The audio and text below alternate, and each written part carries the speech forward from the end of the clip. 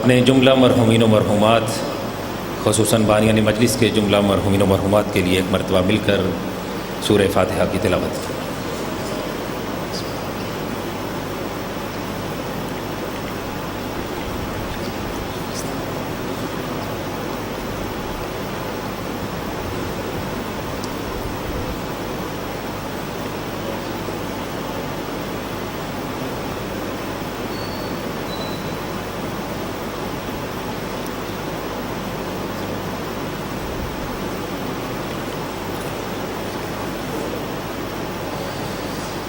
ایک مرتبہ مل کر بآواز بلند صلوات پڑھیں۔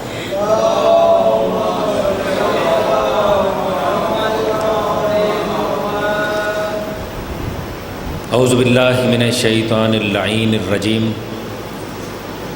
بسم اللہ الرحمن الرحیم، الحمد للہ رب العالمین، ثم الصلاۃ والسلام علی سیدنا صاحب التاج والمعراج والبراق والعلم،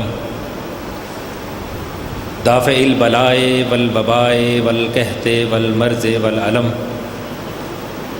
اسمہ مکتوب مشفوع منقوش فی اللوح والقلم، جسمہ مقدس مطہر منور فی البیت والحرم، نبی الحرمین، امام القبلتین، وسیلتنا فی الدارین، جد الحسن والحسین، مولانا ابی القاسم محمد صلوات۔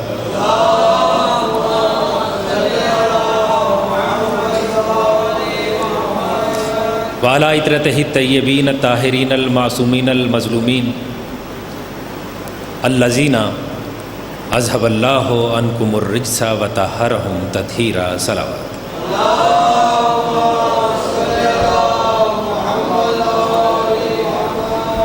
اما بعد، قال اللہ تبارک و تعالی فی کلامہ المجید و خطابہ الحمید و قولہ الحق، بسم اللہ الرحمن الرحیم، وَيَقُولُ الَّذِينَ كَفَرُوا لَسْتَ مُرْسَلًا قُلْ كَفَى بِاللَّهِ شَهِيدًا بَيْنِي وَبَيْنَكُمْ وَمَنْ عِندَهُ عِلْمُ الْكِتَابِ، مل کر بآواز بلند صلوات۔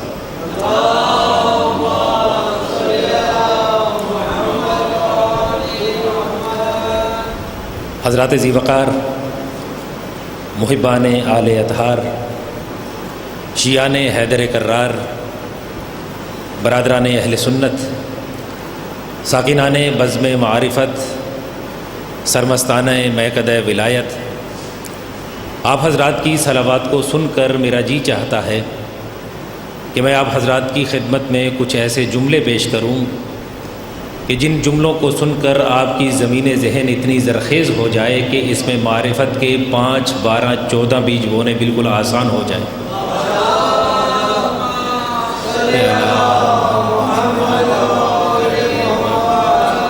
میری پوری کوشش ہوگی کہ بقدر ظرف، بقدر معرفت، بقدر استعداد عقل و عرفاں، اپنی مکمل کم علمی کے اعتراف کے ساتھ اور باب مدینۃ العلم سے ملنے والی خیرات پر مکمل اعتماد کے ساتھ جب تک آپ کے درمیان میں گفتگو کروں، میری زبان سے نکلنے والا ایک ایک لفظ نالین امیر المومنین سے اڑتی ہوئی گرد سے تیمم کرتا ہوا کعبہ مودت کی طرف رخ کر کے سجدے کرتا رہے۔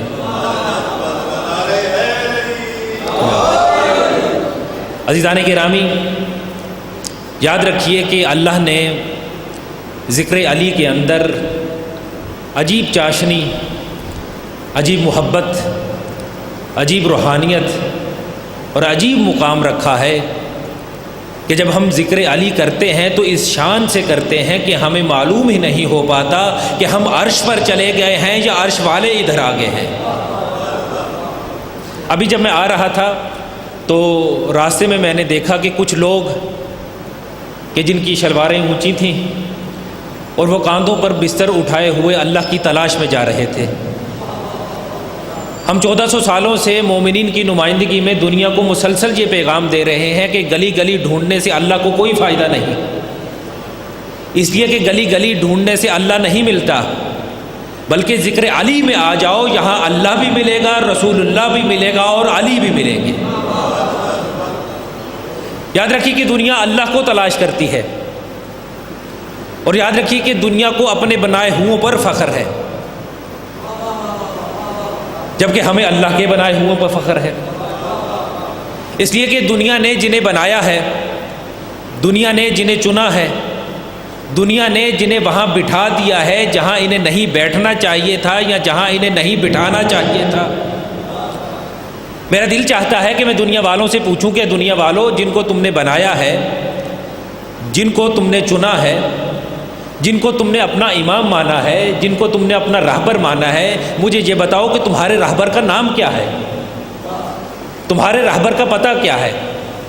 اس لیے کہ دنیا اگر ہم سے پوچھے کہ ہمارے راہبر کا نام کیا ہے، ہمارے راہبر کا پتہ کیا ہے، تو سادہ مومنین یہاں پر تشریف فرما ہے وہ جانتے ہیں کہ شناختی کارڈ کے اوپر دو چیزیں ہوتی ہیں، بولیے گا، ایک نام ہوتا ہے، دوسرا پتہ ہوتا ہے۔ تو دنیا اگر ہم سے پوچھے کہ ہمارے راہبر کا نام کیا ہے، ہمارے راہبر کا پتہ کیا ہے، تو ہمارے راہبر کا نام وہ نام ہے جو اللہ کا نام ہے، ہمارے راہبر کا گھر وہ گھر ہے جو اللہ کا گھر ہے۔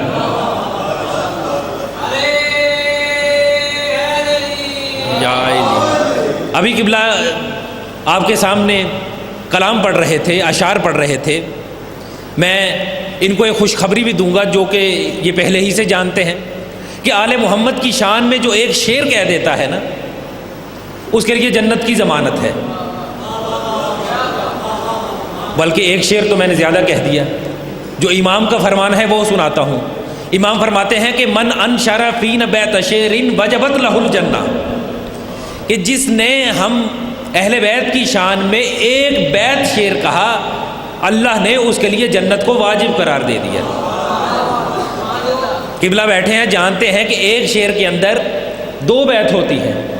امام نے یہ نہیں فرمایا کہ جس نے ہماری شان میں ایک شعر کہا، فرمایا جس نے ہماری شان میں ایک بیت کہی، اور ایک شعر کے اندر دو بیتیں ہوتی ہیں۔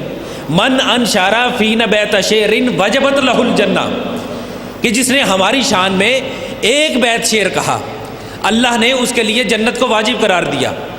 اب ایک شخص بیٹھا ہوا تھا، وہ کہنے لگا کہ مولا، میں نے آپ کی جد علی ابن ابی طالب کی شان میں 5000 شعر کہے ہیں، تو میرا کیا مقام ہوگا؟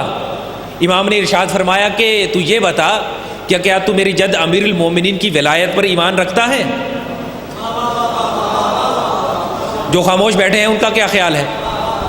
کہا کہ کیا تو میری جد امیر المومنین کی ولایت پر ایمان رکھتا ہے؟ کہنے لگا ہاں رکھتا ہوں۔ کہا کہ کیا تو ان کے دشمنوں سے بیزاری رکھتا ہے؟ کہنے لگا کہ نہیں، میں ان سے بیزاری تو نہیں رکھتا، ان سے بھی محبت کرتا ہوں، آپ کی جد سے بھی محبت کرتا ہوں۔ امام نے فرمایا کہ یہ پھر جو تو نے 5000 اشعار لکھے ہیں نا، یہ سب کے سب رد ہیں۔ کہا مولا، ابھی تو آپ نے ارشاد فرمایا تھا کہ من انشر فین بیت شعر وجبت لہ الجنہ، کہ جس نے ہم اہل بیت کی شان میں ایک بیت شعر کہا، اللہ نے اس کے لیے جنت کو واجب قرار دے دیا۔ اور اب آپ کہہ رہے ہیں کہ میں نے 5000 اشعار کہے ہیں، وہ سب کے سب رد ہیں۔ امام نے فرمایا چونکہ تو ہمارے اہل بیت کے دشمنوں سے بیزاری نہیں رکھتا، اس لیے تیرے سارے کے سارے اشعار رد ہیں۔ تھوڑی دیر سوچنے کے بعد کہنے لگا کہ مولا، میں نے آپ کی دشمنوں سے بیزاری کا اعلان کر دیا۔ امام نے فرمایا اب ایک شعر کہہ۔ اب جب اس نے ایک شعر کہہ دیا نا، تو امام نے ارشاد فرمایا کہ یہ ایک جو شعر تو نے کہا ہے نا، تیرے 5000 اشعار سے بھی بالا تر ہے۔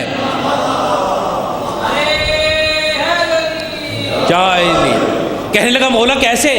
ابھی آپ کہہ رہے تھے کہ میرے 5 کے 5000 اشعار رد ہیں، اور ابھی آپ نے کہہ دیا کہ یہ ایک شعر جو میں نے کہا یہ 5000 سے بھی بالا تر ہے۔ کہا اس لیے کہ تو نے ہم دشمنوں سے، ہماری اہل بیت کی دشمنوں سے بیزاری کا اعلان کر دیا، اس لیے یہ تیرا ایک شعر جو ہے تیرے 5000 اشعار سے بھی افضل ہے۔ تو عزیزان گرامی، میں نے آپ حضرات کی خدمت میں قرآن مجید فرقان حمید کی سورہ رعد کی آخری آیت کی تلاوت کی، جس میں اللہ رب العزت ارشاد فرما رہا ہے کہ وَيَقُولُ الَّذِينَ كَفَرُوا لَسْتَ مُرْسَلًا، کہ میرے حبیب کفار یہ کہتے ہیں کہ آپ اللہ کے رسول نہیں ہیں۔ اب اللہ اس کا جواب دیتا ہوا ارشاد فرماتا ہے کہ کل، میرا حبیب کہہ دے، کیا کہہ دے؟ کل کفا باللہ شہیدم بینی و بینکم، کیا میرا حبیب تمہاری رسالت کی گواہی کے لیے ان لوگوں کے درمیان اور آپ کے درمیان پہلے گواہ کے طور پر میں اللہ کافی ہوں، اور دوسرے گواہ کے طور پر وہ علی ابن ابی طالب کافی ہے جن کے پاس کتاب خدا کا علم ہے۔ عزیزان گرامی، آپ جانتے ہیں کہ اللہ نے اپنے رسول کی رسالت کے کتنے گواہ پیش کیے؟ بولیے گا۔ مجلس میں جب بیٹھا کرے بول کر گواہی دیا کیجئے، اس لیے کہ مجلس میں بیٹھنا ہوں ہاں کرنا اس بات کی علامت ہوتا ہے کہ آپ توجہ سے سن رہے ہیں، آپ کی سماعتوں پر مجھے مکمل اعتماد ہے۔ اس لیے کہ اگر اعتماد نہ ہوتا تو جو جملے میں کہہ رہا ہوں وہ نہ کہتا، اس لیے کہ سماعتوں کے مقتل میں قبلہ بیٹھے ہیں، جانتے ہیں کہ جملوں کو قتل کروانا خطیب کے لیے ایک بہت بڑا ظلم ہوتا ہے۔ تو میں آپ کی خدمت میں یہ جملے اس لیے عرض کر رہا ہوں کیونکہ آپ توجہ سے سن رہے ہیں۔ تو اللہ نے یہ جو ارشاد فرمایا کہ وَيَقُولُ الَّذِينَ كَفَرُوا لَسْتَ مُرْسَلًا، کہ میرے حبیب تیری رسالت کے دو گواہ ہیں۔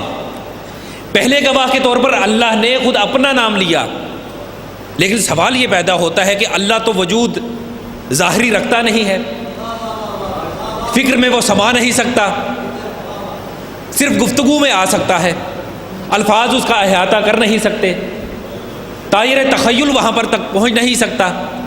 پھر کیسے پتہ چلے کہ اللہ رب العزت اپنے رسول کی رسالت کا پہلا گواہ ہے؟ تو علماء نے یہ لکھا ہے کہ اللہ رب العزت نے جو رسول اللہ کو معجزات دے کر بھیجا، کہ رسول اللہ نے اپنے گھر کے اندر ستارے کو اتارا، چاند کو دو ٹکڑے کر کے دکھا دیا، سورج کو پلٹا دیا، علماء نے اس بات کو لکھا ہے کہ اگر رسول اللہ یہ سارے کے سارے معجزات نہ دکھاتے، صرف ایک علی ابن ابی طالب ہوتے، تو رسول اللہ کی رسالت کی گواہی کے لیے صرف یہی کافی تھے۔ لیکن اللہ رب العزت نے خود بتا دیا، جب کہہ دیا کہ میرے رسول کی رسالت کے گواہی کے لیے دو گواہ کافی ہیں، ایک میں اللہ کافی ہوں اور دوسرا وہ علی کافی ہیں جو رسول اللہ کی رسالت کے گواہ ہیں۔ اب اللہ کیسے کافی ہے؟ تو اللہ نے بتایا چونکہ میں تو ظاہری وجود میں آ نہیں سکتا، اس لیے اللہ نے اپنی نمائندگی میں اپنے کلام قرآن مجید کو بھیج دیا۔ گویا کہ ایک قرآن کافی ہے اور دوسرا علی ابن ابی طالب ہیں جو اس کتاب کے محافظ بھی ہیں اور اس کی کتاب کے عالم بھی ہیں۔ اس تمہید کا جو مقصد تھا وہ یہ تھا کہ یاد رکھیے کہ اللہ نے اپنے دین کی بقا اور راہ مستقیم سے بھٹکی ہوئی انسانیت کی فلاح کے لیے 1,24,000 پیغمبر بھیجے اور 313 رسول چنے اور 5 اولو العزم پیغمبر چنے، اور جب ان کو بھیجا نا تو اللہ نے ہر ایک پیغمبر کو، ہر ایک نبی کو علیحدہ علیحدہ کلمہ بھی عطا کیا۔ مثلا اگر حضرت آدم آئے تو کہا پڑھو لا الہ الا اللہ آدم صفی اللہ، اگر جناب نوح آئے تو ان کو کہا کہ پڑھو لا الہ الا اللہ نوح نجی اللہ، اگر جناب ابراہیم کو بھیجا تو حکم دیا پڑھو لا الہ الا اللہ ابراہیم خلیل اللہ، اگر جناب موسیٰ آئے تو کہا پڑھو لا الہ الا اللہ موسیٰ کلیم اللہ، اگر جناب عیسیٰ آئے تو کہا پڑھو لا الہ الا اللہ عیسیٰ روح اللہ، اور جب آخر میں جناب محمد مصطفیٰ کی ذات کو بھیجا تو سارے عالمین کے لیے رحمت قرار دے کر بھیجا اور حکم دے دیا کہ پڑھو لا الہ الا اللہ محمد الرسول اللہ۔ اللہم صلی علی عزیزان گرامی، اللہ نے جتنے بھی انبیاء بھیجے ہر ایک کو معصوم قرار دے کر بھیجا۔ اور اچھا، کل بھی میں نے آپ کی خدمت میں یہ بات عرض کی، آج صرف ایک جملہ کہہ کر آگے گزروں گا کہ جتنے بھی انبیاء آئے سب کی نبوت اور سب کی رسالت کو خداوند عالم نے محدود کر کے بھیجا۔ مثلا کسی کو کسی محدود خاندان کا نبی بنا کر بھیج دیا، کسی کو کسی محدود قبیلے کا نبی بنا کر بھیجا، کسی کو کسی محدود علاقے کا نبی بنا کر بھیج دیا۔ یہ فخر صرف اور صرف ہمارے نبی کو حاصل ہے کہ جن کے لیے ارشاد فرما دیا کہ وما ارسلناک الا رحمۃ للعالمین، کہ میرا حبیب دوسرے نبیوں کی رسالت اور نبوت کو میں نے محدود رکھا، لیکن تیری نبوت اور رسالت کا دائرہ محدود نہیں، بلکہ وما ارسلناک الا رحمۃ للعالمین، میرا حبیب میں نے آپ کو عالمین کے لیے رحمت قرار دے کر بھیجا۔ گویا نبی کی ذات حجر کے لیے بھی رحمت، شجر کے لیے بھی رحمت، اپنوں کے لیے بھی رحمت، بیگانوں کے لیے بھی رحمت، زمین والوں کے لیے بھی رحمت، آسمان والوں کے لیے بھی رحمت۔ گویا جہاں جہاں تک خدا کی خدائی ہے وہاں وہاں تک مصطفیٰ کی مصطفیٰ ہے۔ تو میں نے کہا کہ اللہ نے جتنے بھی نبی بھیجے ہر نبی کو معصوم بنا کر بھیجا۔ اب معصوم کسے کہتے ہیں؟ تو فقہ جعفریہ کے اندر معصوم کی تعریف یہ ہے کہ جو ہر گناہ صغیرہ اور ہر گناہ کبیرہ سے پاک ہو اسے معصوم کہا جاتا ہے۔ لیکن سوال یہ ہے کہ اللہ نے جو انبیاء بھیجے اور یہ چہاردہ معصومین جو بھیجے، کیا ان کی معصومیت ایک جیسی ہے؟ آدم سے لے کر عیسیٰ تک جو انبیاء آئے، رسول اللہ سے لے کر جناب مہدی تک جو امام آئے، کیا ان کی معصومیت ایک جیسی ہے؟ نہیں عزیزان گرامی، ان کی معصومیت میں فرق ہے۔ آدم سے لے کر عیسیٰ تک جتنے بھی انبیاء ہیں یہ سب کے سب اتباع حق کرتے ہیں، یہ سب کے سب حق کے پیچھے چلتے ہیں، لیکن رسول اللہ سے لے کر امام زمانہ تک یہ اتباع حق نہیں کرتے، بلکہ حق خود ان کی اتباع کرتا ہوا نظر آتا ہے۔ یہ حق کے پیچھے نہیں چلتے بلکہ حق خود ان کے پیچھے چلتا ہوا نظر آتا ہے۔ انبیاء اس بات کے انتظار میں ہوتے ہیں کہ کب اللہ کی طرف سے حکم آئے ہم اس بات پر عمل کریں، جبکہ آیات خدا اس بات کی انتظار میں ہوتے ہیں کہ کب اہل بیت عمل کریں تو ہم ان کی شان میں نازل ہو جائیں۔ اس لیے تو جگہ جگہ پر قرآن ان کے قصیدے پڑھتا ہوا نظر آتا ہے کہ اگر یہ کسی کو 4 روٹیاں دے دیں تو قرآن کہتا ہے وَيُطْعِمُونَ الطَّعَامَ عَلَىٰ حُبِّهِ مِسْكِينًا وَيَتِيمًا وَأَسِيرًا۔ اگر ان کی اطاعت کا اعلان ہوتا ہے تو قرآن کہتا ہے یا ایھا الذین آمنوا اطیعوا اللہ واطیعوا الرسول واولی الامر منکم۔ اگر ان کی ولایت کا اعلان ہوتا ہے تو کہتا ہے انما ولیکم اللہ ورسولہ والذین آمنوا الذین یقیمون الصلاۃ ویؤتون الزکاۃ وهم راکعون۔ اگر ان کی مودت کا اعلان ہوتا ہے تو اللہ کہتا ہے قل لا اسألکم علیہ الا المودۃ فی القربى۔ یعنی ہر جگہ پر خداوند عالم اپنے حکم کو بعد میں نازل کرتا ہے، پہلے یہ عمل کرتے ہیں۔ اگر یہ کسی کی طرف کنکریاں پھینکتے ہیں تو اللہ کہتا ہے وما رمیت اذ رمیت ولکن اللہ رما۔ یہ کنکریاں جو تم نے پھینکی ہیں تم نے نہیں پھینکی بلکہ میں اللہ نے پھینکی ہیں۔ اور اگر یہ کوئی قول پیش کر دیں، کوئی بات پیش کر دیں اور کوئی منکر اور کوئی کافر ان کی بات پر شک کرے تو اللہ جانتے ہیں کیا کہتا ہے وما ینطق عن الهوى ان هو الا وحی یوحی، کہ یہ اپنی طرف سے کچھ نہیں کہہ رہے، یہ وہی کہہ رہے ہیں جو وہی کہہ رہی ہے۔ گویا یہ تو اپنی طرف سے بولتے ہی نہیں۔ اگر یہ لیٹتے ہیں تو اللہ کی مرضی سے، اگر یہ کسی کو اپنے بستر پر لٹاتے ہیں تو بھی اللہ کی مرضی سے، اگر یہ بستر پر اٹھتے ہیں تو بھی اللہ کی مرضی سے، اگر کسی کے احترام میں اٹھتے ہیں تو بھی اللہ کی مرضی سے، اگر یہ کسی کو اپنے کاندھوں پر بٹھاتے ہیں تو بھی اللہ کی مرضی سے، اگر کسی کو کاندھوں پر سوار کرتے ہیں تو بھی اللہ کی مرضی سے، اگر کسی کو است اولا کہتے ہیں تو بھی اللہ کی مرضی سے، اور حد ہو گئی اگر کسی کو من کن تو مولا کہتے ہیں تو بھی اللہ کی مرضی سے۔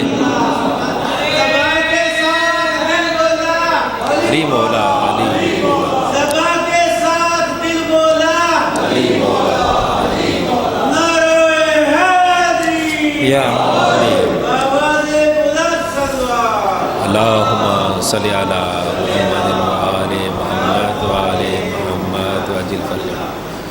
آپ ماشاءاللہ آج رسپانس دے رہے ہیں، کل خاموشی سے بیٹھے ہوئے تھے۔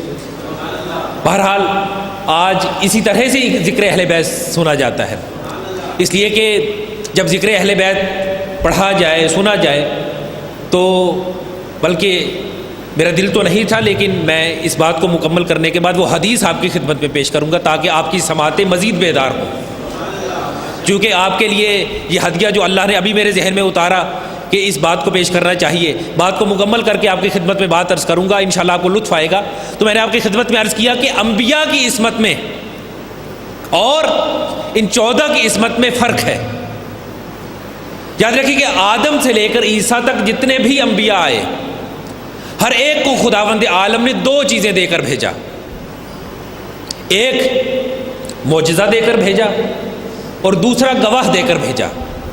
مثلا جناب موسیٰ کو بھیجا تو عصا معجزہ دے کر بھیجا، ہارون گواہ ادا کیے۔ اگر جناب عیسیٰ کو بھیجا تو مردے زندہ کرنے کا معجزہ عطا کیا اور یحییٰ بولیے گا گواہ عطا کیے۔ لیکن جب جناب محمد مصطفیٰ کو بھیجا تو اللہ نے کہا میرا حبیب میں نے موسیٰ کو بھیجا، عصا معجزہ عطا کیا، ہارون گواہ عطا کیے، عیسیٰ کو بھیجا مردے زندہ کرنے کا معجزہ عطا کیا، یحییٰ گواہ عطا کیے، لیکن میرا حبیب یاد رکھ موسیٰ کا مقابلہ جادوگروں کے ساتھ تھا، عیسیٰ کا مقابلہ حکیموں اور طبیبوں کے ساتھ تھا، میرا حبیب تیرا مقابلہ نہ حکیموں کے ساتھ ہے، نہ طبیبوں کے ساتھ ہے، نہ جادوگروں کے ساتھ ہے، بلکہ تیرا مقابلہ عرب کے ان بدوؤں کے ساتھ ہے جو دو کام کرنا جانتے ہیں، ایک شعر و شاعری کرنا، دوسرا لڑائی کرنا۔ اگر شعر و شاعری کا میدان آئے تو قرآن پیش کر دینا، اگر لڑائی کا میدان آئے تو حیدر کرار پیش کر دینا۔ کہ میرا حبیب تیری رسالت کی گواہی کے لیے ان لوگوں کے درمیان پہلے گواہ کے طور پر میں اللہ کافی ہوں، یعنی اللہ کا کلام کافی ہے، اور دوسرے گواہ کے طور پر علی ابن ابی طالب کافی ہے جن کے پاس کتاب خدا کا علم ہے۔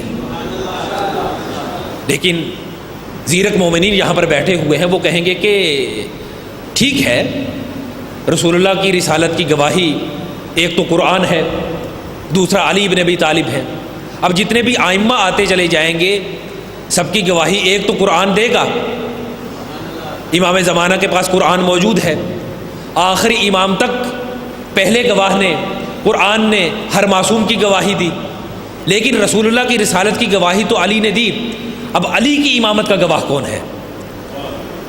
توجہ فرما رہے ہیں نا آپ حضرات کہ رسول اللہ کی رسالت کی گواہی تو علی نے دے دی، لیکن اب علی کی امامت کا گواہ کون ہے؟ تو بالکل سادہ سا جواب ہے کہ جس طرح رسول اللہ کی گواہی علی نے دی، علی کی گواہی امام حسن نے دی، امام حسن کی گواہی امام حسین نے دی، امام حسین کی گواہی امام زین العابدین نے دی، امام زین العابدین کی گواہی امام باقر نے دی، امام باقر کی گواہی امام جعفر صادق نے دی، امام جعفر صادق کی گواہی امام موسیٰ کاظم نے دی، امام موسیٰ کاظم کی گواہی امام علی رضا نے دی، امام علی رضا کی گواہی امام محمد تقی نے دی، امام محمد تقی کی گواہی امام علی نقی نے دی، امام علی نقی کی گواہی امام حسن عسکری نے دی، امام حسن عسکری کی گواہی امام زمانہ نے دی۔ لیکن اب سوال یہ پیدا ہوتا ہے کہ جب امام زمانہ آئیں گے ان کی گواہی کون دے گا؟ اس جملے کے استقبال کے لیے آپ کھڑے بھی ہو جائیں تو خدا کی قسم جملہ عرش سے زیادہ بدری ہے کہ امام حسن عسکری کی گواہی امام مہدی نے دی، لیکن امام مہدی کی گواہی کون دے گا؟ تو یاد رکھیے کہ اللہ نے اسی لیے ایک نبی کو زندہ رکھا ہے جس کا نام ہے حضرت عیسیٰ، تاکہ جب ہو امام زمانہ کا ظہور تو اللہ آسمان سے اتارے عیسیٰ کو، تاکہ اس دنیا کو پتہ چل جائے کہ محمد مصطفیٰ احمد مجتبیٰ کے جانشین وہ ہوتے ہیں کہ جن کی گواہی بنی اسرائیل کے نبی دیا کرتے ہیں۔ اللہم صلی علی محمد۔ محمد مجتبیٰ کے جانشین وہ ہوتے ہیں کہ جن کی گواہی بنی اسرائیل کے نبی دیا کرتے ہیں۔ اب جس حدیث کا میں نے آپ سے وعدہ کیا تھا جو کہ پڑھنے کا بالکل ذہن نہیں تھا وہ آپ کی خدمت میں پیش کرنا چاہوں گا، لیکن اس سے پہلے میں آپ کی خدمت میں ایک بات عرض کرتا چلوں کہ ابھی سے لے کر 15-20 منٹ سے جب سے میں آپ سے خطاب کر رہا ہوں آپ نے بھرپور بہتر انداز سے سنا۔ کئی دفعہ ایسا ہوتا ہے کہ جب مجلس بہت ہی اچھی طرح پڑھی جا رہی ہو اور اس باتیں بھی بہترین انداز سے سن رہی ہوں تو کوئی ایسی حدیث پیش کر دی جائے کہ جس کے اندر بہت فضائل ہوں تو بعض سننے والے یہ سمجھتے ہیں کہ اتنی فضیلتیں علی کی، لگتا ہے کہ یہ اپنی طرف سے بنا کر پیش کر رہا ہے۔ تو یہ حدیث جو آپ کی خدمت میں پیش کرنے لگا ہوں انشاءاللہ سننے کے بعد آپ کو لطف آئے گا، لیکن اس کی شرط یہ ہے کہ اس حدیث پر محنت بہت میں نے کی ہے، اس لیے آپ نے بھی محنت کرنی ہے تاکہ مسجد الحسین کے اندر یہ جو حدیث پڑھی جائے یہ میری طرف سے آپ کے لیے ایک تحفہ بھی ہو جائے اور ایک اعزازی حدیث بھی شمار ہو جائے کہ رسول اللہ نے ارشاد فرمایا۔ ہاں ایک اور احتیاط کی بات حوالہ بھی دیتا چلوں کہ یہ جو حدیث پیش کرنے جا رہا ہوں یہ امالی شیخ صدوق کے اندر یہ حدیث لکھی ہوئی ہے کہ رسول اللہ نے ارشاد فرمایا کہ ان اللہ تبارک و تعالی جعل علی اخی علی ابن ابی طالب فضائل لا یحصی عددها غیرہ، کہ اللہ نے میرے بھائی علی کے لیے اتنی فضیلتیں جمع کر دی ہیں، اتنی فضیلتیں جمع کر دی ہیں کہ کوئی ان فضیلتوں کو شمار ہی نہیں کر سکتا۔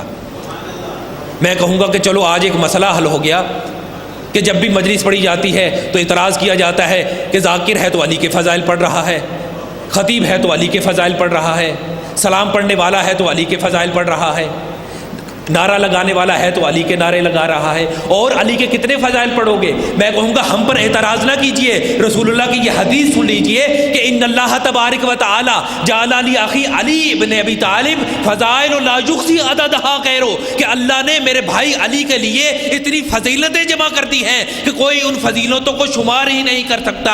یا اللہ ان فضیلتوں کو شمار کر سکتا ہے یا رسول اللہ ان فضیلتوں کو شمار کر سکتے ہیں؟ یہ واحد علی ابن ابی طالب کی ذات ہے جو ان فضیلتوں کو شمار کر سکتی ہے۔ اور یا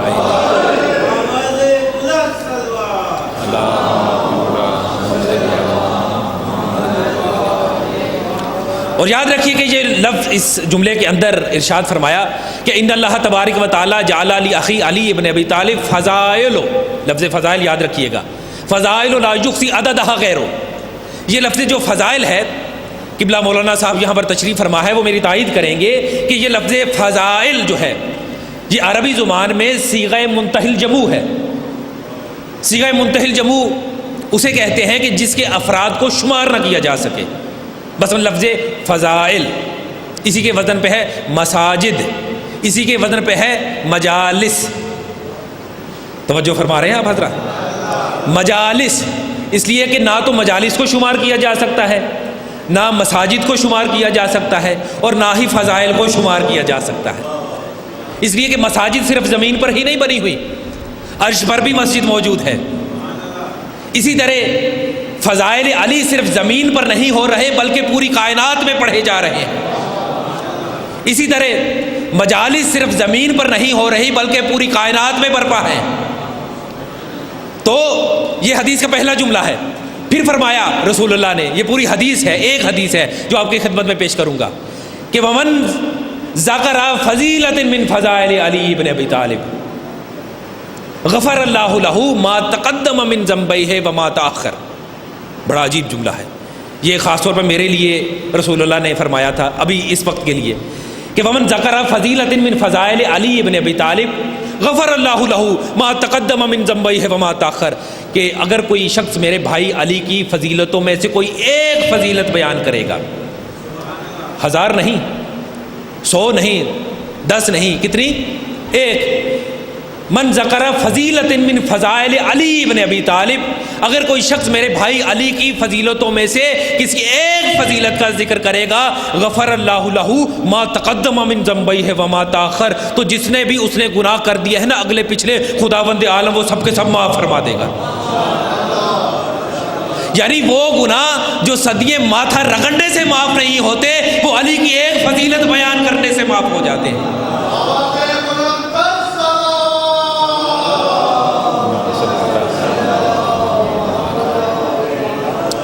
اگلا جملہ پیش کروں آپ کی خدمت میں۔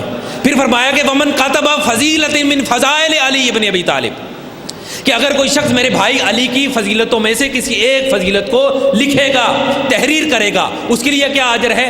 لم نزل الملائکہ تستغفر لہ ما بقی لتلک الکتابۃ الرسم، جب تک وہ لکھی ہوئی تحریر باقی رہے گی فرشتے اس کے لیے مغفرت کی دعائیں کرتے رہیں گے۔ اب اگلا جو جملہ ہے وہ آپ حضرات کے لیے ہے، خاص آپ کے لیے، کہ ومن استمع فضیلۃ من فضائل علی ابن ابی طالب، کہ اگر کوئی شخص میرے بھائی علی کی فضیلتوں میں سے کسی ایک فضیلت کو توجہ سے سنے گا، اس کے لیے کیا اجر ہے؟ غفر اللہ لہ ما تقدم من ذنبیہ وما تاخر۔ یہ جملہ توجہ سے سنیے گا، کہا کہ اگر کوئی شخص میرے بھائی علی کی فضیلتوں میں سے کسی ایک فضیلت کو توجہ سے سنے گا، غفر اللہ لہ الذنوب التی اکتسبھا بالاستماع، تو جتنے بھی کانوں سے گناہ کیے ہیں خداوند عالم وہ سب کے سب معاف فرما دے گا۔ اچھا، یہ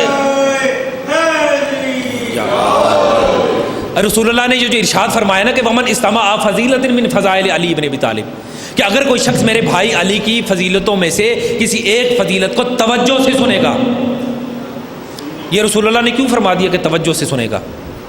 اس لیے کہ رسول اللہ کو شاید پتہ تھا کہ مجلس حسین برپا ہوگی، مجلس امیر المومنین برپا ہوگی، اس میں کچھ افراد ہوتے ہیں، آپ تو ماشاءاللہ بالکل بیدار سماعتوں کے ساتھ سن رہے ہیں، ہوتے ہیں کہ کچھ موبائل استعمال کر رہے ہوتے ہیں، کچھ کا دھیان کسی اور طرف ہوتا ہے. تو رسول اللہ نے شرط لگا دی کہ یہ نہ ہو کہ قیامت کے دن وہ شخص مجھ سے کہے کہ میں مجلس علی میں بیٹھا تھا, علی کی فضیلتیں بیان ہو رہی تھی, میں سن رہا تھا, اس کا مجھے ثواب کیوں نہیں ملا. تو رسول اللہ کہیں گے کہ میں نے شرط لگائی تھی کہ ومن استمع فضیلۃ من فضائل علی ابن ابی طالب, کہ اگر کوئی شخص میرے بھائی علی کی فضیلتوں میں سے کسی ایک فضیلت کو توجہ سے سنے گا تو جتنے کانوں سے گناہ کیے ہیں خداوند عالم وہ سب کے سب معاف فرما دے گا. مجھے یاد ہے کہ میں ایران میں جب تھا تو ابھی بھی ایران ہی میں ہوتا ہوں, 10 سال سے ایران میں ہوں. ابھی میں ڈاکٹریٹ کی ڈگری کر رہا ہوں, وہ میرا تھیسس چل رہا ہے. اس کے بعد درس خارج شروع ہو جائے گا, اس لیے کہ ایسی باتیں بتانا بھی ضروری ہوتی ہیں. اس لیے کہ ممبر پر آج کل ایسا ہو گیا کہ ہر کوئی 2 تقریریں جب یاد کر کے ممبر پر آ جاتا ہے تو یہی سمجھا جاتا ہے کہ شاید یہ 2-4 مطالب یاد کر کے ممبر پر آ گیا. لہٰذا ایسی باتیں بتانا ضروری ہوتی ہیں تاکہ پتہ چلے کہ ایک ذمہ دار شخص آ کر بیٹھ کر آل محمد کی فضیلت کو بیان کر رہا ہے. تو عزیزان گرامی, میں نے اپنے والد محترم سے اس بات کو بھی پوچھا کیونکہ وہ خود ایک عالم دین ہے. میں نے کہا کہ جی جو رسول اللہ نے شرط لگا دی کہ میرے بھائی علی کی فضیلتوں میں سے کوئی ایک فضیلت کو توجہ سے سنے گا, یہ توجہ سے کیوں انہوں نے کہہ دیا؟ تو انہوں نے کہا کہ بیٹا مجھے یہ بتاؤ کہ نماز جو پڑھی جاتی ہے یہ کتنی طرح سے پڑھی جاتی ہے؟ میں نے کہا 2 طرح سے. کہا کس طرح سے؟ یا فرادہ پڑھی جاتی ہے یا بولیے گا باجماعت پڑھی جاتی ہے. فرادہ اگر پڑھی جائے تو آہستہ سے پڑھ لیں, لیکن اکیلے پڑھی جاتی ہے. لیکن باجماعت پڑھیں تو اس میں شرط یہ ہوتی ہے کہ تھوڑا آپ بولتے چلے جائیں, تھوڑا نماز پڑھانے والا بولتا چلا جائے. تو فضیلت علی بھی بیان کرنے کا یہی گر ہے کہ اگر فضیلت علی بیان کی جائے تو تھوڑا پڑھنے والا بولتا رہے, تھوڑا فضیلت علی سننے والے بولتے رہے. ایک بار کے ساتھ دل بولا علی مولا نعرہ حیدری آواز بلند سلوات.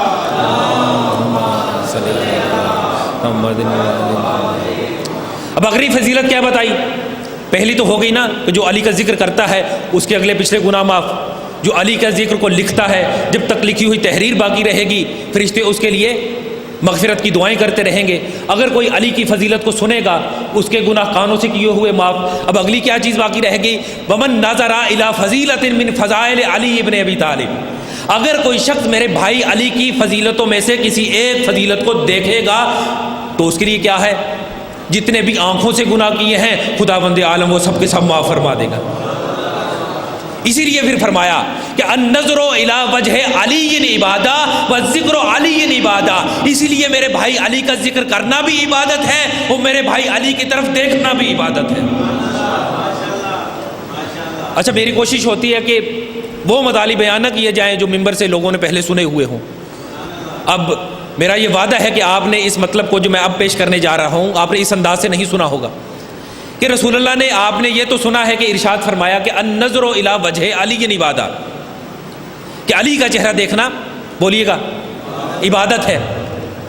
اور بھی احادیث موجود ہیں کہ النظر الی کعبۃ عبادہ, کعبے کی طرف دیکھنا عبادت ہے. النظر الی مصحف عبادہ, قرآن کی طرف دیکھنا عبادت ہے. النظر الی عالم عبادہ, عالم کو دیکھنا عبادت ہے. النظر الی والد عبادہ, والد کو دیکھنا عبادت ہے. اسی رسول نے فرمایا کہ النظر الی وجہ علی عبادہ, علی کا چہرہ دیکھنا عبادت ہے. اتنی چیزیں رسول نے فرما دی کہ بہتے ہوئے پانی کو دیکھنا عبادت, استاد کو دیکھنا عبادت, عالم کو دیکھنا عبادت, کعبے کو دیکھنا عبادت, قرآن کو دیکھنا عبادت, علی کا چہرہ دیکھنا عبادت. قبلہ نقوی صاحب تشریف فرما ہیں, وہ بیٹھے ہوئے ہیں, میں ان سے پوچھوں گا کہ رسول اللہ نے یہ تو فرما دیا کہ علی کا چہرہ دیکھنا عبادت, لیکن قبلہ نقوی صاحب کہیں گے کہ اگر رسول اللہ نے کسی ایسی حدیث میں یہ نہیں ارشاد فرمایا کہ مجھ محمد کا چہرہ دیکھنا بھی عبادت ہے.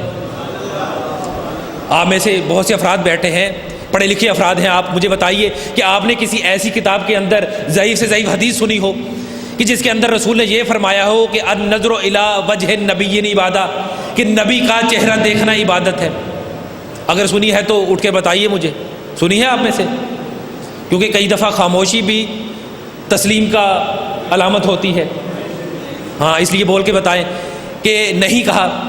رسول اللہ نے یہ تو فرما دیا کہ النظر الی وجہ علی عبادہ, کہ علی کا چہرہ دیکھنا عبادت ہے, لیکن اس رسول نے یہ کیوں ارشاد نہیں فرمایا کہ النظر الی وجہ نبی عبادہ, کہ نبی کا چہرہ دیکھنا بھی عبادت ہے؟ تو اس کا جواب میرے پاس تو نہیں, قرآن کے پاس ہے. قرآن نے اس کا جواب دیا کہ والشمس وضحاها والقمر اذا تلاها۔ علماء نے لکھا کہ المراد من الشمس محمد الرسول اللہ والمراد من القمر علی ولی اللہ، کہ قرآن مجید میں سورج سے مراد رسول اللہ ہے اور چاند سے مراد علی ولی اللہ ہے۔ اللہ صلی اللہ قرآن مجید میں سورج سے مراد رسول اللہ ہے اور چاند سے مراد علی ابن ابی طالب ہے۔ یاد رکھیے کہ جب سورج نصف النہار پر ہوتا ہے نا، عام طور پر بچوں نے اس بات کا امتحان کیا ہے، جو بزرگ بیٹھے ہیں انہوں نے بھی بچپنے میں یہ کام کیا ہوگا، میں نے بھی کیا، عام طور پر ابھی بھی کرنے میں یہ کام آ جاتا ہے کہ جب نصف النہار ہوتا ہے نا سورج، دن 12 بجے، تو سورج کی روشنی اتنی زیادہ ہوتی ہے کہ اگر کوئی سورج کی آنکھوں میں آنکھیں ڈال کر دیکھنا چاہے تو سورج اسے اپنی آنکھوں میں آنکھیں ڈالنے نہیں دیتا، 2 سے 3 لمحوں کے بعد آنکھیں چندیا جاتی ہیں۔ تو رسول اللہ کو اللہ نے کیا کہا؟ والشمس وضحاها، کہ میرا حبیب المراد من الشمس محمد الرسول اللہ، کہ میرا حبیب سورج ہے۔ اب کسی کے اندر اتنی سخت نہیں کہ وہ سورج کو دیکھ سکے، لیکن چاند کی ٹھنڈک کتنی اچھی ہوتی ہے کہ ہر کوئی چاند کو دیکھنا چاہتا ہے، خصوصاً 14ویں کے چاند کی تو چمک اتنی خوبصورت ہوتی ہے کہ ہر کوئی مومن دیکھنا چاہتا ہے اور اس کی آنکھوں میں آنکھیں ڈال کر سکون محسوس کرتا ہے۔ تو رسول اللہ کو پتا تھا کہ مجھے اللہ نے سورج بنا کر بھیجا ہے، علی کو چاند بنا کر بھیجا ہے، اور پڑھے لکھے حضرات جانتے ہیں کہ چاند کی اپنی روشنی نہیں ہوتی، وہ سورج سے روشنی لیتا ہے۔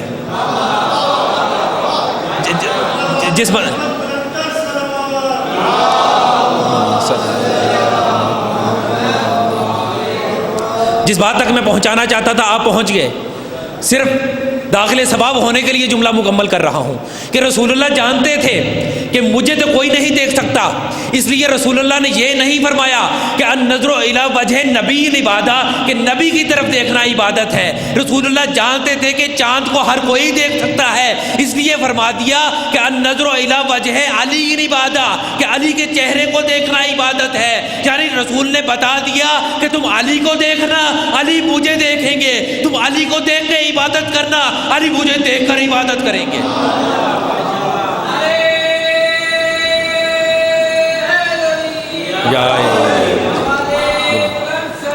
بہت شکریہ۔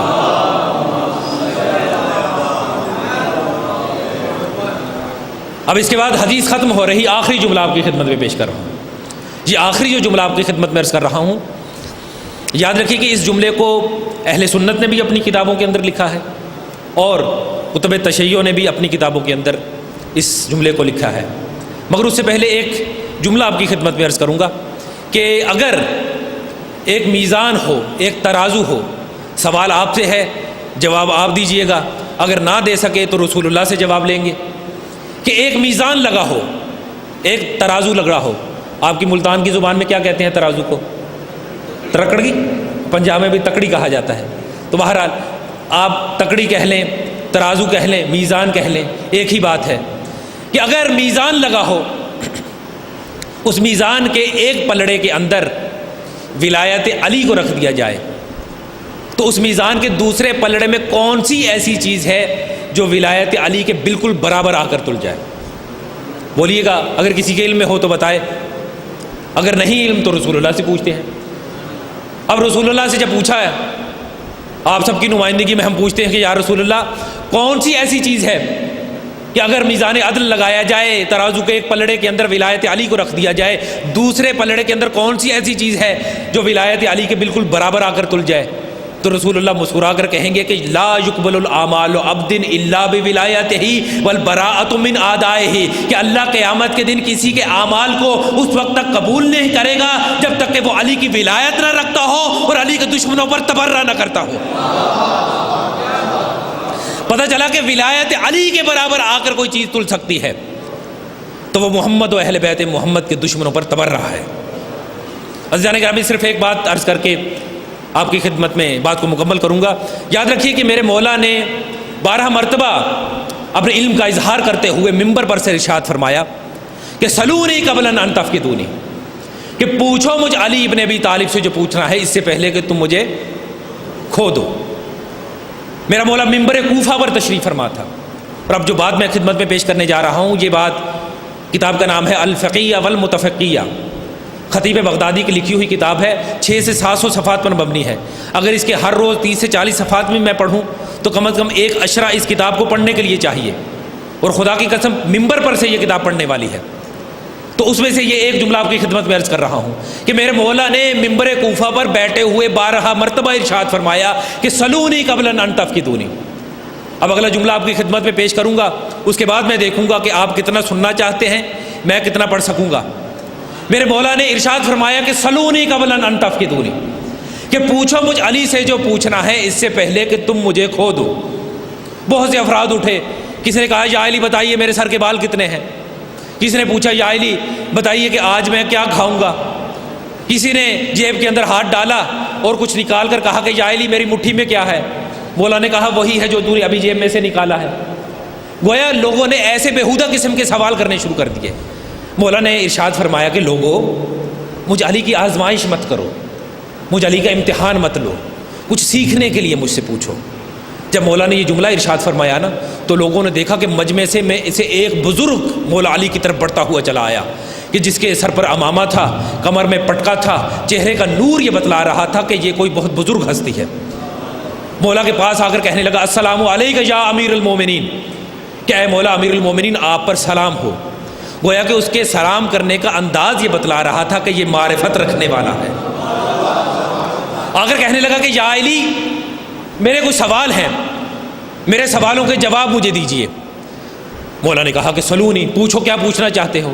اور اچھا یاد رکھیے کہ میرے مولا کا یہ خاصہ تھا کہ جس زبان میں سوال آتا تھا اسی زبان میں جواب جاتا بھی تھا۔ اب سوال کرنے والے نے کہا کہ یا علی میری زبان عبرانی ہے، میں عبرانی زبان میں سوال کروں گا، لیکن شرط ہے کہ آپ نے عبرانی زبان ہی میں جواب دینے ہیں۔ مولا نے کہا پوچھو کیا پوچھنا چاہتے ہو۔ اس نے عبرانی زبان میں کچھ سوال کیے، مولا نے عبرانی زبان میں اس کے سوالات کے جواب دیے۔ اب جب سوالوں کے جواب اس نے لے لیے نا تو جاتے ہوئے کہنے لگا کہ میں گواہی دیتا ہوں کہ آپ ہی رسول اللہ کے نائب ہیں اور آپ ہی وصی رسول ہیں۔ اب جو بات پیش کرنا چاہتا ہوں کہ وہ یہ ہے کہ جب وہ سوالوں کے جواب لے کر چلا گیا نا تو اصحاب علی نے پوچھا کہ یا علی یہ کون تھا، یہ کہاں سے آیا تھا، اس کا نام کیا تھا، یہ کس زبان میں سوال کر رہا تھا اور آپ نے کس زبان میں جواب دیے تھے۔ مولا نے کہا کہ یہ عبرانی زبان میں سوال کر رہا تھا، میں نے عبرانی زبان میں اسے جواب دیے تھے۔ کہا یہ کون تھا، کہا یہ میرے بھائی حضرت خضر تھے۔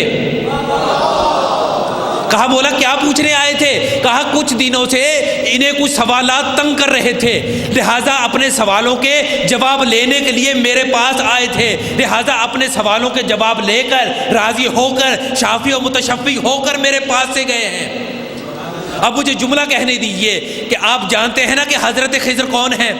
حضرت خضر وہ ہیں جو حضرت موسیٰ کے استاد ہیں۔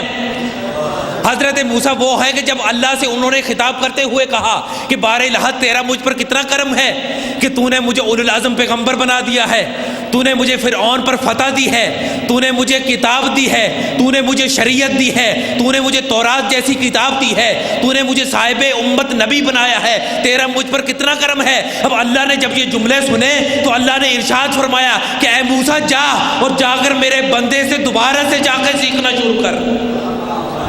اب حضرت موسیٰ حضرت خضر کے پاس جاتے ہیں اور جا کر ان سے سیکھتے ہیں۔ اب جو جملہ کہنا چاہتا ہوں وہ جملہ یہ ہے کہ حضرت موسیٰ وہ نبی ہیں جو کہ اولو العزم پیغمبر ہیں، صاحب شریعت نبی ہیں۔ اگر ان کو سیکھنا پڑے تو وہ حضرت خضر کے پاس آتے ہیں، اور اگر خضر کو سیکھنا پڑے تو وہ علی ابن ابی طالب کے پاس آتے ہیں۔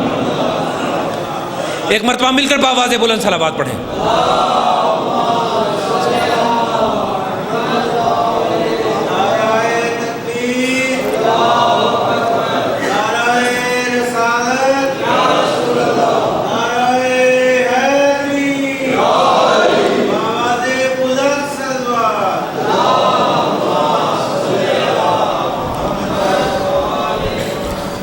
یاد رکھیے کہ جب آپ علی علی کر رہے ہوتے ہیں تو خدا کی قسم دل چاہتا ہے کہ آپ کے چہروں کی طرف دیکھتا چلا جائے انسان، اور میرا دل چاہتا ہے کہ میری جیب میں آئینہ ہو، میں ہر ایک مومن کو دکھاتا چلا جاؤں کہ وہ کتنا حسین دکھائی دے رہا ہے۔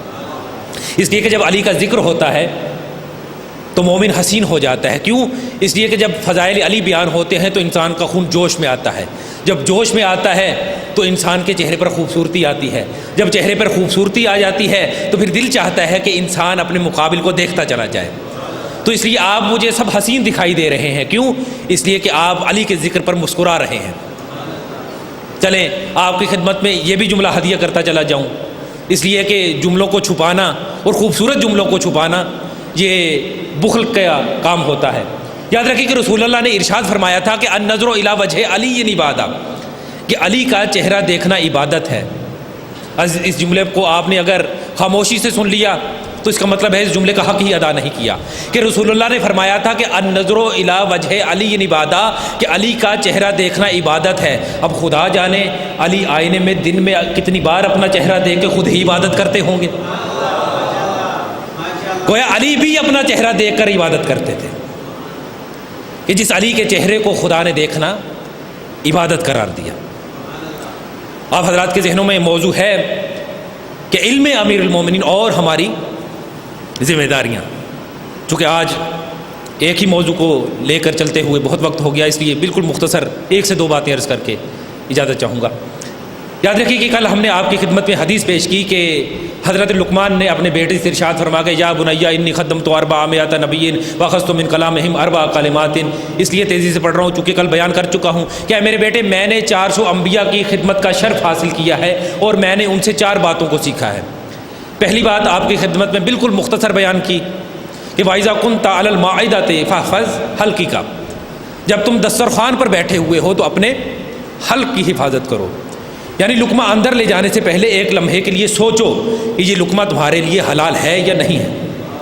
دوسری بات جو پیش کرنا چاہتا ہوں وہ یہ ہے کہ وَإِذَا كُنْتَ بَيْنَ النَّاسِ فَاحْفَظْ لِسَانَكَ، جب تم لوگوں کے درمیان میں ہو تو اپنی زبان کی حفاظت کرو۔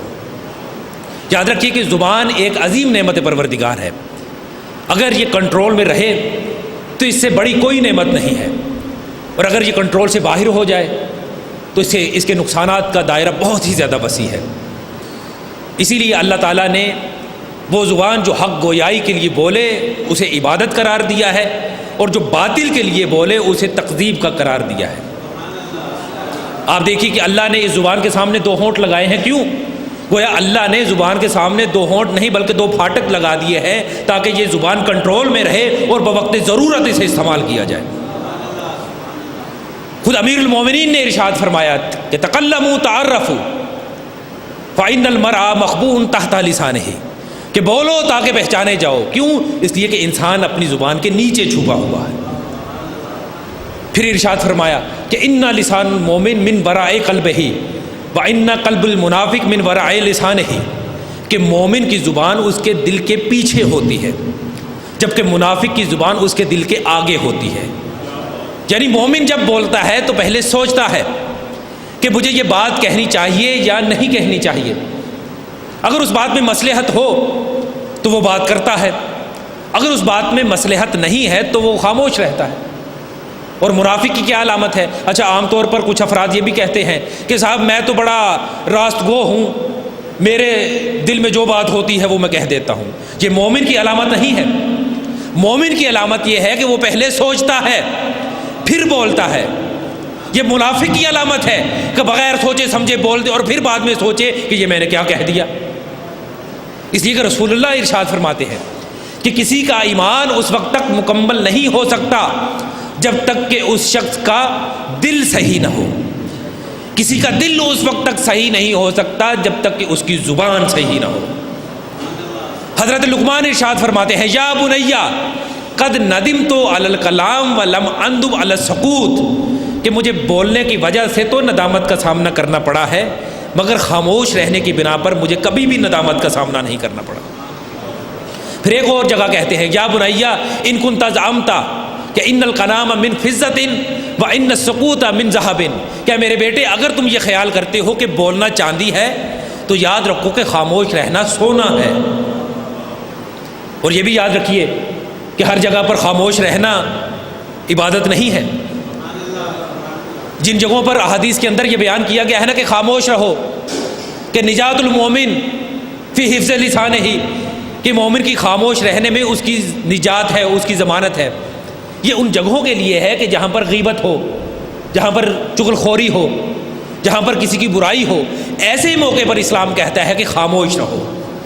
لیکن حق بیان کرنے کے لیے اسلام کبھی بھی خاموش رہنے کا درس نہیں دیتا، بلکہ اس کے بارے میں انسان کو حکم دیتا ہے کہ انسان کو چاہیے کہ اس کے لیے ڈٹ جائے۔ شیخ سعدی کہتے ہیں کہ اگر بینی نابینا ہو چاہ ہست، اگر خاموش بیشینی گناہ ہست۔ کہ نقوی صاحب کے لیے اس کا ترجمہ کرنے کی ضرورت نہیں ہے، آپ کے لیے ضرورت ہے کہ اگر تم دیکھ رہے ہو کہ ایک اندھا جا رہا ہے اور اس کے سامنے کنواں ہے، اگر تم خاموش بیٹھے رہو گے تو یہ گناہ ہے۔ اس وقت حق یہ بنتا ہے کہ مہر سکوت کو توڑ دیا جائے اور حق گویائی کو بیان کر کے اس کا ساتھ دیا جائے۔ بس عزیزان گرامی، آپ کی زحمتوں کو تمام کروں، بس آپ کی خدمت میں صرف ایک جملہ عرض کروں کہ اسی زبان رسالت سے، کہ جس کی ہم نے فضیلت کو بیان کیا، اسی زبان رسالت سے رسول اللہ نے ارشاد فرمایا تھا کہ جب رسول اللہ مسجد نبوی میں تشریف فرما تھے اور اصحاب رسول اللہ کے سامنے بیٹھے تھے کہ اتنے میں امام حسین علیہ السلام دوڑتے ہوئے رسول اللہ کی طرف آئے اور آ کر رسول اللہ کی آغوش میں بیٹھ گئے۔ رسول اللہ نے اصحاب کو ارشاد فرمایا کہ او میرے صحابیوں، میرے قریب آ جاؤ۔ اصحاب رسول اللہ کے قریب آئے، کہا کہ سب دعا کے لیے ہاتھ اٹھاؤ۔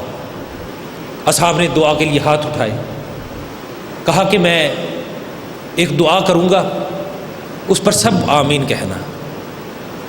رسول اللہ نے ارشاد فرمایا کہ اللہم من ابقى الحسین فلا تستغفر لہ، کہ بار الہ جو میرے حسین کو رلائے تو اس کی مغفرت نہ کرنا، جو میرے حسین کو رلائے تو اسے کبھی معاف نہ کرنا۔ بس عزادارو، رونے کے لیے یہ جملہ ہی کافی ہے کہ جس رسول نے یہ ارشاد فرما دیا کہ جو میرے حسین کو رلائے گا خداوند اعلیٰ اس کی کبھی مغفرت نہ کرنا، اس کی کبھی بھی معافی نہ کرنا۔ افسوس کی بات ہے کہ جس حسین کے لیے اصحاب نے اپنی دعاؤں میں آمین کہا، اسی حسین کو 10ویں کے دن کہنا پڑا کہ او میرے شیعو، او میرے چاہنے والوں، کاش تم 10ویں کے دن کربلا کے میدان میں ہوتے تو تم دیکھتے کہ میں 6 ماہ کے علی اصغر کے لیے کس طرح سے پانی کا سوال کر رہا تھا۔ آپ کی ہائے نکل گئی۔ جناب سیدہ آپ کو اس کا اجر عطا کرے، آپ کے بچے سلامت رہیں، آپ کے گھر آباد رہیں۔ عزادارو، میرا مولا نے یہ جملہ ارشاد فرمایا کہ او میرے شیعو، جب بھی ٹھنڈا پانی پینا نا، مجھے حسین کی پیاس کو ضرور یاد رکھنا۔ کہا کہ او میرے شیعو، جب بھی کسی بے گناہ مقتول کا ذکر سننا نا تو مجھ حسین پر ہائے ہائے کر کر رونا۔ کیوں رونا؟ کہا اس لیے رونا کہ جب ان ظالموں نے مجھے قتل کیا تھا نا تو مجھے رلا رلا کر قتل کیا تھا۔ میں یہ کہہ رہا تھا کہ او مسلمانوں، میں تمہارے رسول کا نوازا ہوں، مجھے کیوں قتل کر رہے ہو؟ تو سب نے کیا جواب دیا؟ بغضا لابی، ہم تیرے باپ کے بغض میں تجھے قتل کر رہے ہیں۔ اس کے بعد میرے مولا حسین نے عجیب جملہ ارشاد فرمایا کہ بجرد الخیل۔ اچھا، لفظ جرد جانتے ہیں کسے کہتے ہیں؟ بجرد الخیل بعد القتل عمدن ساحقونی۔ جرد عربی زبان میں جانتے ہیں کسے کہتے ہیں؟ امام نے ارشاد فرما دیا کہ اگر یہ مجھے صرف قتل کر دیتے تو کوئی بڑا ظلم نہیں تھا، لیکن انہوں نے مجھے قتل کرنے کے بعد ایک اور بڑا ظلم کیا کہ بجرد الخیل۔ جرد جانتے ہیں عربی میں کسے کہتے ہیں؟ جرد عربی میں گھوڑے کے سم کے نیچے جو لوہا لگا ہوتا ہے اسے عربی میں جرد کہا جاتا ہے۔ اور سحق کرنا تو آپ جانتے ہیں کسے کہتے ہیں؟ میں صرف ترجمہ کروں گا، وضاحت نہیں کروں گا، بس آپ سمجھ جائیے گا۔ سحق کرنا جانتے ہیں عربی میں کیسے کہتے ہیں؟ اب کسی بھی طبیب سے پوچھ لیجیے گا، کسی بھی حکیم سے جا کر پوچھ لیجیے گا، چاہے وہ کسی بھی مکتبہ فکر سے ہو، کہ جب کھرل کے اندر کوئی حکیم دوائی کو ڈال کر اسے پیستا ہے نا، اسے کہتے ہیں سح کرنا۔ میرے مولا نے ارشاد فرمایا کہ ان ظالموں نے مجھے قتل کرنے کے بعد گھوڑوں کے تھموں کے ذریعے سے اس طرح سے سح کیا کہ میری سکی بہن مجھے نہ پہچان سکی۔ میرا 12واں امام ارشاد فرماتا ہے کہ میرا سلام ہو میری جد حسین پر، کہ جس کی دائیں طرف کی پسلیاں ٹوٹ کر بائیں طرف آ گئی، بائیں طرف کی پسلیاں ٹوٹ کر دائیں طرف آ گئی، اور کہا کہ میری پھوپھی کہ جس کے ہاتھ گردن سے بندھے ہوئے تھے، وہ کہہ رہی تھی کہ نانا رسول اللہ، جس حسین کو تو نے نازوں سے پالا تھا وہ حسین مجھ سے پہچانا نہیں جا رہا۔ اجرکم اللہ، اللہ آپ کی آنکھوں پر رحمت نازل کرے۔ بس آزادارو، یاد رکھیے گا کہ جب ایک میرے مولا حسین کا صحابی جو کہ امام سجاد کے پاس آتا ہے، جس کا نام تھا منہال، وہ میرے مولا سجاد کی خدمت میں جب آیا ہے نا، تو مکہ میں حج کرنے کے لیے وہ آیا۔ جب مکہ حج کرنے کے لیے آیا تو حج کے بعد اس نے چاہا کہ میں مولا زین العابدین کی خدمت میں جاتا ہوا سلام بھی عرض کرتا چلوں۔ تو عزادارو، اس نے حج کرنے کے بعد مدینے آیا تو گلی میں سے جیسے ہی گزر رہا تھا نا، تو گلی میں سے امام سجاد کے گھر کے باہر سے جب وہ گزرا تو ایک مرتبہ چھت پر سے پرنالے کے ذریعے سے اس کے اوپر کچھ قطرے گرے۔ اس کے چہرے پر جب یہ قطرے گرے تو ایک دفعہ امام سجاد کے گھر کو اس نے جا کے کھٹکھٹایا، امام کی ایک کنیز باہر آئی۔ جیسے ہی امام کی کنیز باہر آئی ہے نا عزادارو، تو اس نے امام کی کنیز سے کہا کہ پرنالے کے اوپر سے پانی گرا ہے، جس کے گرنے سے میرے چہرے پر سے یہ پانی گر گیا ہے۔ جب امام کی کنیز نے یہ جملہ سنا نا تو اس نے کہا کہ یاد رکھ کہ کوئی عام قطرے نہ سمجھ رہا۔ کہا کیا مطلب؟ کہا کہ جب بھی امام زین العابدین کے سامنے پانی آتا ہے نا تو امام کی آنکھوں سے اس طرح سے آنسو جاری ہو جاتے ہیں جس طرح سے بادل برستا ہے۔ کہا کہ میں امام سے ملنا چاہتا ہوں، امام سے ملاقات کرنا چاہتا ہوں۔ ایک مرتبہ امام کی خدمت میں آیا، دیکھا کہ امام کی آنکھوں سے اشک جاری ہیں، آ کر امام سے کہنے لگا کہ مولا اور کتنا زیادہ آپ روئیں گے اور کتنے آنسو بہائیں گے۔ امام نے جیسے ہی یہ جملہ سنا امام کی آنکھوں سے خون جاری ہو گیا۔ امام نے ارشاد فرمایا کہ اے منہال، تو نے انصاف سے کام نہیں لیا۔ کہا مولا کیا ہوا؟ کہا کہ تو مجھے یہ بتا کہ یعقوب کا بیٹا تھا یوسف، یہ کیا مر گیا تھا؟ کہا کہ نہیں۔ کہا قرآن کیا کہتا ہے؟ کہا قرآن یہ کہتا ہے کہ یوسف گم ہو گئے تھے، یوسف کے گم ہونے کی وجہ سے یعقوب اتنا زیادہ گریا کرتے تھے، اتنا زیادہ گریا کرتے تھے کہ ایک مرتبہ یعقوب کی آنکھیں سفید ہو گئی۔ اجرکم اللہ، بس عزادارو، ایک مرتبہ ان کی آنکھیں سفید ہو گئی۔ امام نے پوچھا کہ تو یہ بتا کہ یوسف مر گیا تھا؟ کہا کہ نہیں۔ کہا پھر یعقوب اتنا زیادہ کیوں روئے؟ اتنا زیادہ روئے کہ ان کی آنکھیں سفید ہو گئی۔ کہا کہ یعقوب کا یوسف تو زندہ تھا، پھر بھی اتنا زیادہ روئے کہ ان کی آنکھیں سفید ہو گئی، لیکن مجھ زین العابدین کے سامنے کربلا کے میدان میں 18 یوسف شہید ہو گئے، تو کہتا ہے میں گریہ نہ کروں؟ بس عزادارو، ایک مرتبہ منہال نے جیسے ہی یہ جملہ سنا امام کے سامنے ہاتھ جوڑ کر کہتا مولا مجھے معاف کر دے، آئندہ میں ایسا سوال نہیں کروں گا، لیکن مولا میں ایک چھوٹا سا سوال اور کہنا چاہتا ہوں۔ مولا میرا سوال یہ ہے کہ سر کٹانا تو آپ کی معراج ہے، سر کٹانا تو آپ کی میراث ہے، سر کٹانا تو آپ کے ایک خاندان کی شان ہے۔ مولا نے ارشاد فرمایا تو نے پھر انصاف سے کام نہیں لیا۔ کہا سر کٹانا تو ہماری معراج ہے، سر کٹانا تو ہماری میراث ہے، لیکن بہنوں کو، ماؤں کو، پھوپھیوں کو ننگے سر بازار لے جانا کیا یہ بھی ہمارے خاندان کی شان ہے؟ اجرکم اللہ۔ بس عزادارو، آخری جملہ پیش کروں گا آپ کی خدمت میں۔ بس عزادارو، ایک مرتبہ منہال ہاتھ جوڑ کر کہنے لگا مولا آخری سوال کا جواب دے دیجئے۔ کہا منہال پوچھ کیا پوچھنا چاہتا ہے؟ کہا مولا اس کے بعد سوال نہیں کروں گا۔ کہا منہال پوچھ کیا پوچھنا چاہتا ہے؟ کہا پوچھنا یہ چاہتا ہوں مولا کہ آپ کو جب شام کے بازار میں لے کر جایا گیا تو کس مقام پر آپ کو سب سے زیادہ دکھ ہوا تھا؟ خدا کی قسم اتنا جملہ سننا تھا کہ میرے مولا نے ایک ہی لفظ کو 3 دفعہ دہرایا، الشام الشام الشام۔ کہا مولا کیوں؟ کہا شام کے بازاروں میں مجھے اس طرح سے پھرایا جا رہا تھا گویا کہ میں ایسا غلام ہوں جس کا کوئی مالک نہ ہو، کبھی اس بازار میں، کبھی اس بازار میں، کبھی اس بازار میں۔ الا لعنۃ اللہ علی القوم الظالمین وسیعلم الذین ظلموا ای منقلب ینقلبون۔